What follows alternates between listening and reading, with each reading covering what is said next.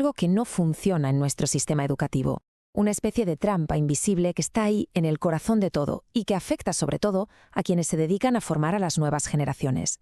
Hoy vamos a ponerle luz a esas presiones silenciosas, a esa realidad que se vive desde dentro.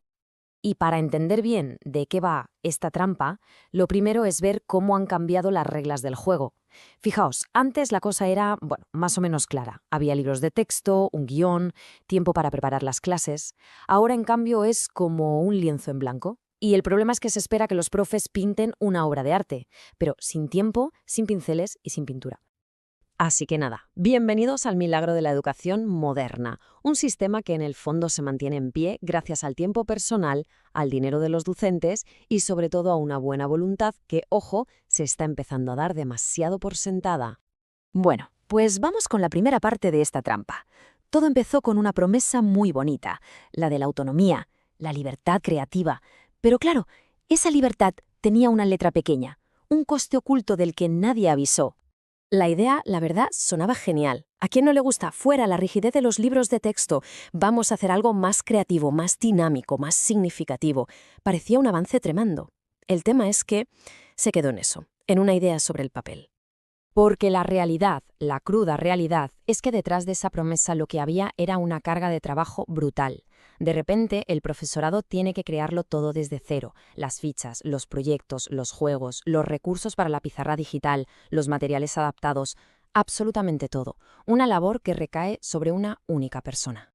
Y aquí está la clave de todo.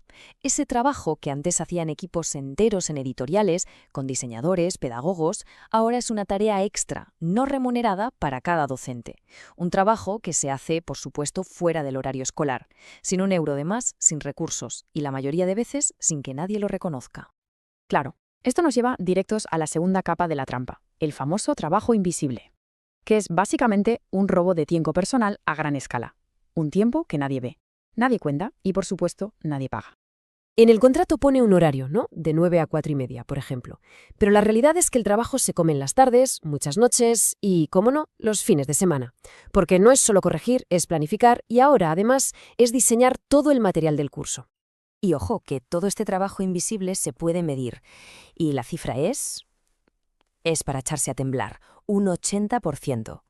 Pero, ¿80% de qué exactamente? Pues nada menos que el 80% de los materiales de un curso se diseñan en casa. Sí, en el tiempo libre del profesorado, fuera del colegio, lejos del horario laboral. Básicamente lo que ha pasado es que se ha creado un nuevo puesto de trabajo de la nada. Un puesto fantasma, no reconocido y, por supuesto, no pagado. El de productor de contenido educativo. Te exigen ser diseñador, pedagogo, creativo, todo en uno. Pero sin tiempo, sin recursos y sin cobrar un céntimo extra por ello. Pero esperad, que aún hay más. Por si regalar tu tiempo no fuera suficiente, llegamos a la tercera trampa. Ahora, además, toca pagar por trabajar. Literalmente. Y no estamos hablando de 4 duros para un par de bolis. Hablamos de cartulinas, de la tinta de la impresora que vuela, de juegos, de plastificadoras para que el material dure, hasta de licencias digitales y suscripciones a herramientas online. La lista de verdad es infinita. A ver, es fácil pensar que todo esto son extras. Pequeños caprichos para que la clase quede más vistosa, más bonita, pero ¿es eso lo que son en realidad? Pues no, rotundamente no. No son extras, son necesidades básicas para que la clase funcione. Son las herramientas del día a día. Y la cruda realidad es que si no las pone el profesor de su bolsillo, nadie lo hace. Simplemente no habría material. Y con esto llegamos a la cuarta trampa. Y esta es quizá la más sutil de todas, porque utiliza algo tan bonito como el concepto de comunidad para, en el fondo, sacar provecho. El mecanismo es de una simpleza que asusta. Paso 1. La administración deja de invertir en el mantenimiento del centro. Las paredes se desconchan, el patio necesita un arreglo, lo típico. Paso 2. Se organiza un día de la comunidad, un evento muy bonito donde se invita a familias y profes a... adivinad, a pintar, limpiar y hacer esos arreglos. Paso 3. La administración se ahorra miles de euros en mantenimiento. Y ahí está el quid de la cuestión, que esto no va de crear comunidad. Va de usar el espíritu y la buena voluntad de la gente para tapar la negligencia institucional, para que la falta de inversión no se note tanto. Así que, resumiendo, tiempo, dinero, buena voluntad, todo exprimido al máximo. Al final, el verdadero coste de tener vocación es tener que sobrevivir en un sistema que es en sí mismo una contradicción andante. Pensemos en ello. El sistema pide innovación, pero no da tiempo para ser innovador. Pide materiales de calidad, pero no da recursos para tenerlos. Pide que la comunidad se implique, pero retira el apoyo institucional más básico. Es que es una fórmula imposible, sencillamente insostenible. Al final, la conclusión es bastante clara. El sistema público se sostiene sobre 3 pilares que, seamos sinceros, son muy frágiles: la vocación, el tiempo y el dinero del profesorado. Y el problema es que ninguno de esos 3 pilares es eterno. Porque por mucha pasión que se le ponga, la vocación no es un recurso inagotable. No se puede esperar que sostenga para siempre un sistema que en lugar de cuidarla, se aprovecha de ella. Hay que decirlo alto y claro. La vocación no paga las facturas y desde luego no arregla por sí sola un sistema que pide a gritos una reforma.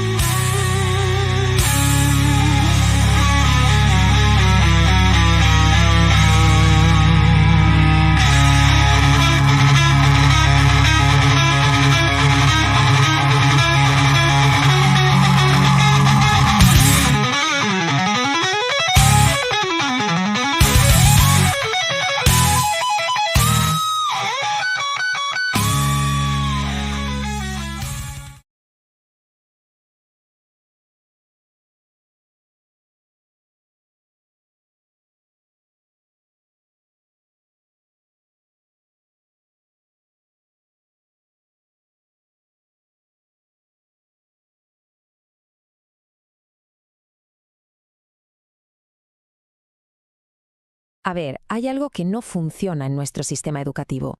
Una especie de trampa invisible que está ahí en el corazón de todo y que afecta sobre todo a quienes se dedican a formar a las nuevas generaciones.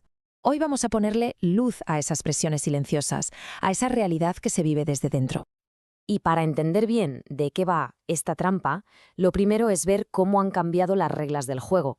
Fijaos, antes la cosa era, más o menos clara. Había libros de texto, un guión, tiempo para preparar las clases. Ahora, en cambio, es como un lienzo en blanco. Y el problema es que se espera que los profes pinten una obra de arte, pero sin tiempo, sin pinceles y sin pintura.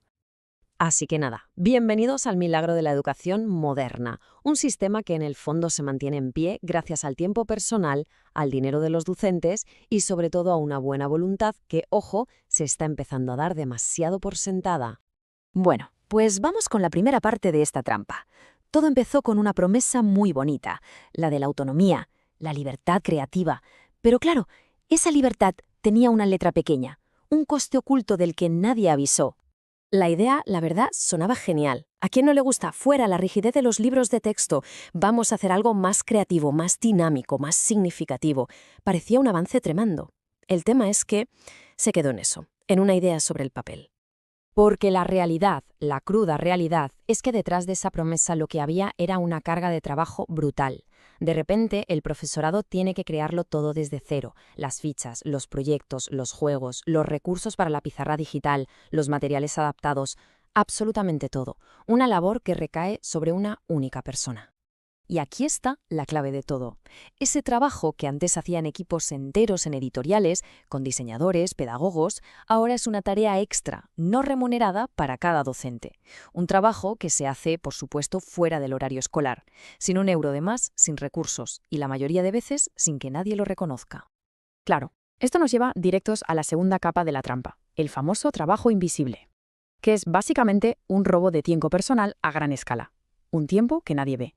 Nadie cuenta y, por supuesto, nadie paga. En el contrato pone un horario, ¿no? De 9 a 4:30, por ejemplo. Pero la realidad es que el trabajo se come en las tardes, muchas noches y, cómo no, los fines de semana. Porque no es solo corregir, es planificar y ahora, además, es diseñar todo el material del curso. Y ojo, que todo este trabajo invisible se puede medir. Y la cifra es para echarse a temblar, un 80%. Pero, ¿80% de qué exactamente? Pues nada menos que el 80% de los materiales de un curso se diseñan en casa. Sí, en el tiempo libre del profesorado, fuera del colegio, lejos del horario laboral. Básicamente lo que ha pasado es que se ha creado un nuevo puesto de trabajo de la nada. Un puesto fantasma, no reconocido y por supuesto no pagado. El de productor de contenido educativo. Te exigen ser diseñador, pedagogo, creativo, todo en uno. pero sin tiempo, sin recursos y sin cobrar un céntimo extra por ello. Pero esperad, que aún hay más. Por si regalar tu tiempo no fuera suficiente, llegamos a la tercera trampa. Ahora, además, toca pagar por trabajar. Literalmente. Y no estamos hablando de 4 duros para un par de bolis. Hablamos de cartulinas, de la tinta de la impresora que vuela, de juegos, de plastificadoras para que el material dure, hasta de licencias digitales y suscripciones a herramientas online. La lista de verdad es infinita. A ver, es fácil pensar que todo esto son extras, pequeños caprichos para que la clase quede más vistosa, más bonita, pero ¿es eso lo que son en realidad? Pues no, rotundamente no. No son extras, son necesidades básicas para que la clase funcione. Son las herramientas del día a día. Y la cruda realidad es que si no las pone el profesor de su bolsillo, nadie lo hace. Simplemente no habría material. Y con esto llegamos a la cuarta trampa. Y esta es quizá la más sutil de todas, porque utiliza algo tan bonito como el concepto de comunidad para, en el fondo, sacar provecho. El mecanismo es de una simpleza que asusta. Paso 1. La administración deja de invertir en el mantenimiento del centro. Las paredes se desconchan, el patio necesita un arreglo, lo típico. Paso 2. Se organiza un día de la comunidad, un evento muy bonito donde se invita a familias y profes a... adivinad, a pintar, limpiar y hacer esos arreglos. Paso 3. La administración se ahorra miles de euros en mantenimiento. Y ahí está el quid de la cuestión, que esto no va de crear comunidad. Va de usar el espíritu y la buena voluntad de la gente para tapar la negligencia institucional, para que la falta de inversión no se note tanto. Así que, resumiendo, tiempo, dinero, buena voluntad, todo exprimido al máximo. Al final, el verdadero coste de tener vocación es tener que sobrevivir en un sistema que es, en sí mismo, una contradicción andante. Pensemos en ello. El sistema pide innovación, pero no da tiempo para ser innovador. Pide materiales de calidad, pero no da recursos para tenerlos. Pide que la comunidad se implique, pero retira el apoyo institucional más básico. Es que es una fórmula imposible, sencillamente insostenible. Al final, la conclusión es bastante clara. El sistema público se sostiene sobre 3 pilares que, seamos sinceros, son muy frágiles: la vocación, el tiempo y el dinero del profesorado. Y el problema es que ninguno de esos 3 pilares es eterno. Porque por mucha pasión que se le ponga, la vocación no es un recurso inagotable. No se puede esperar que sostenga para siempre un sistema que, en lugar de cuidarla, se aprovecha de ella. Hay que decirlo alto y claro.